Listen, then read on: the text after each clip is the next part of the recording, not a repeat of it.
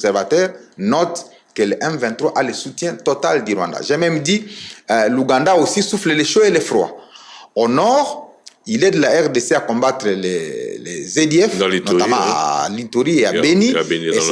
Les résultats sont satisfaisants. Mais malheureusement, au sud de la province du Nord Kivu, pratiquement à Bunagana, parce que nous faisons frontière avec l'Ouganda à travers Bunagana, c'est là que passe toute la logistique du M23 pour attaquer les FARDC sur la ligne de front.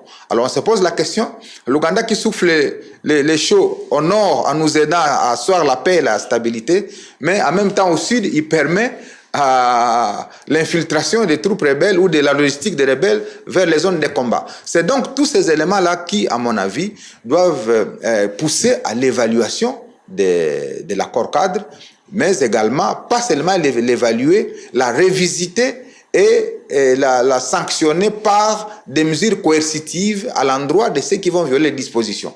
Mais aujourd'hui, l'accord est là, elle n'est assortie d'aucune sanction, ce qui fait que et le Rwanda et l'Ouganda peuvent les violer sans qu'il n'y ait de contraintes. Et l'Ouganda, chose qui peut paraître paradoxale, n'est pas considéré comme par la RDC comme agresseur au même titre que le Rwanda, alors que vous le dites à Bunagana, c'est là.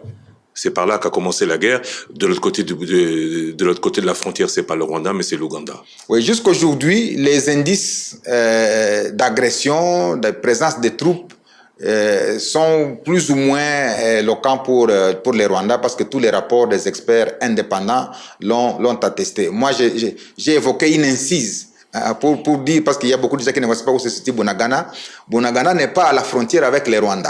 Bunagana est à la frontière avec l'Ouganda. Mais là, on parlait du non-respect de l'accord cadre d'Addis Abeba. Exactement. Et dans le non-respect de l'accord cadre d'Addis Abeba, l'Ouganda permet que le M23 se ravitaille par son territoire. Voilà pourquoi il faut une évaluation pour que l'Ouganda se justifie. Pourquoi est-ce que la frontière de Bunagana reste ouverte au trafic et au passage des éléments du M23 alors que, comme signataire de l'accord, il aurait dû fermer sa frontière et le M23 n'aurait pas eu de passage. Parce que s'il y a des matériels, s'il y a des véhicules qui arrivent à Rutshuru, ces véhicules n'ont pas d'autre passage que Bunagana. Il n'y a pas un autre passage routier par lequel les véhicules peuvent arriver à Rutshuru si ce n'est pas l'Ouganda. Donc l'évidence est que l'Ouganda est aussi derrière le M23.